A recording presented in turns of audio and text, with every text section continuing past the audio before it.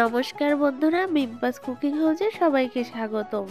আজ আমি দেখাবো সবথেকে সহজ পদ্ধতিতে সয়াবিন দিয়ে মোমো তৈরি। এভাবে মোমো তৈরি করলে মোমো তৈরি করার পরে অনেকক্ষণ পর্যন্ত মোমো নরম থাকে আর খেতেও অনেক মজা লাগে। এভাবে মোমো তৈরি করলে খেতে একদম রেস্টুরেন্টের মতোই স্বাদ হয়। তাহলে চলুন শুরু করা যাক। প্রথমে আমি একটা বাটিতে জল দিয়ে সয়াবিনগুলোকে কিছুক্ষণের জন্য ভিজিয়ে রাখবো। আমি এখানে এক বাটি মতোই সয়াবিন নিয়েছি, আপনারা চাইলে আপনাদের পরিমাণ মতোই নেবেন। এবার আমি মোমোর শীট তৈরি করার জন্য 2 কাপ পরিমাণে ময়দা নিয়ে নেব। এর ভেতরে দিয়ে দেব স্বাদ মতো লবণ। এবার এটাকে ভালো করে মিশিয়ে নেব। এইবার এর ভেতরে অল্প অল্প করে জল দিয়ে মেখে নেব। এই শীট বানানোর জন্য ময়দা অতিরিক্ত শক্তও হবে না, আবার নরমও হবে না। আমার এখানে 2 কাপ ময়দার জন্য 1 কাপের একটু কম জল লেগেছে। আমি এখানে ভালো করে মেখে নিয়ে একটা ভিজা কাপড় দিয়ে এটাকে ঢেকে রেখে দেব কিছুক্ষণের জন্য। কম করে হলেও 20 মিনিটের জন্য ঢেকে রাখতে হবে। সয়াবিনগুলো নরম হয়ে গেছে, এবার এর থেকে জল ঝরিয়ে আমি ব্লেন্ড করে নেব। এইবার এর ভেতরে দিয়ে দেব 1 বাটি পেঁয়াজ কুচি, আর দিব ধনেপাতা কুচি, কাঁচামরিচ কুচি আর পেঁয়াজের কলি কুচি।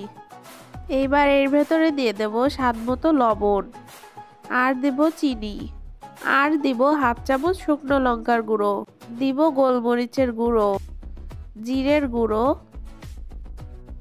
আর দেব ধনিয়ার গুঁড়ো। এর ভেতরে দিয়ে দেব হাফ চামচ আদা বাটা, আর দেব হাফ চামচ রসুন বাটা, আর দিয়ে দেব পেঁয়াজ বাটা। এবার এটাকে ভালো করে মেখে নেব। সব উপকরণগুলো একসাথে মিশিয়ে ভালো করে মাখতে হবে।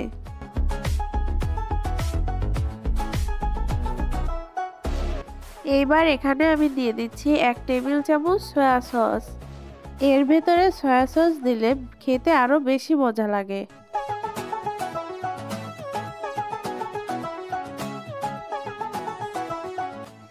এইবার আমি মোমোর শীটগুলো তৈরি করে নেব। দেখুন আমি কিভাবে তৈরি করি। মোমোর শীট তৈরি করার জন্য আমি সমান পরিমাণে এটাকে গোল করে নিয়ে ছোট ছোট করে লেচি কেটে নেব। ছুরি দিয়ে করলে এটা একই সমান পরিমাণে হবে, তাহলে মোমো এক একটা এক এক রকম হবে না। এইবার এই শীটগুলোকে বেলে নেব। বেলার সময় এটা খেয়াল রাখতে হবে যাতে এই শীটগুলো বেশি পাতলাও না হয়, আবার পুরো না হয়। আমি এখানে এক এক করে সবগুলো শীট তৈরি করে নিচ্ছি।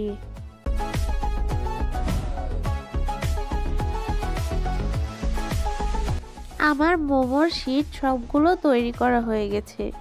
এইভাবে করেই তৈরি করে নিতে হবে, বেশি পাতলা পাতলা করা যাবে না। কিছুটা পুরো থাকবে, আবার কিছুটা পাতলা থাকবে। এইবার আমি এই শীটের ভিতরে মোমোর পুরগুলো দিয়ে দেব।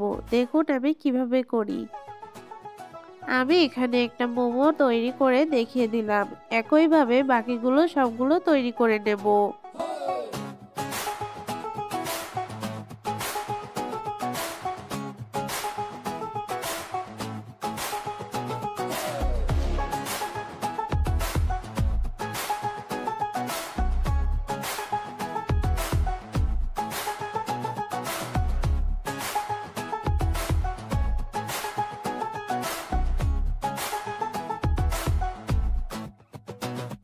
যেহেতু আমি এগুলোকে জলের ভেতরে সিদ্ধ করব, তাই এই মুখগুলো ভালোভাবে চেপে দিতে হবে যাতে করে এর ভেতরের থেকে পুর বেরিয়ে না আসে।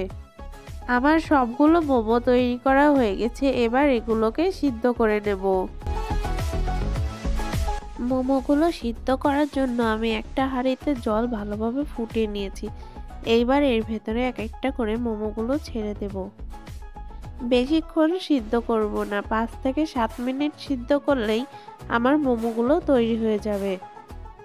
5 থেকে 7 মিনিট পরেই দেখুন আমার মোমোগুলো কত সুন্দর তুলতুলে হয়ে সিদ্ধ হয়ে গেছে। এই মোমোগুলো নামানোর পরেও অনেকক্ষণ এরকম নরম থাকে।